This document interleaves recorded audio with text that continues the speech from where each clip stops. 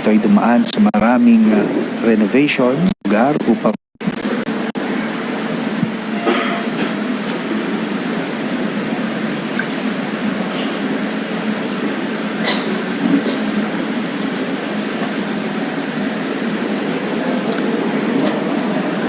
yan na po ang ating Papal Nuncio kasama ang Auxiliary Bishop at Shrine Rector, Parish Priest ng Our Lady of Life.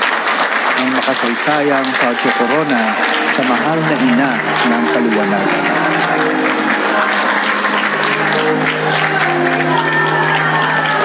Saksi ang maraming tao dito sa Cainta sa ginagawang pagkukorona. Maraming tao nasa loob ng simbahan, maging sa labas ng simbahan, ay nakasasaksi ngayon sa makasaysayang kaganapang ito sa bayan ng Cainta. Mabuhay ang mahal na ina ng kaliwanagan, ang patrona ng bayan ng Cainta.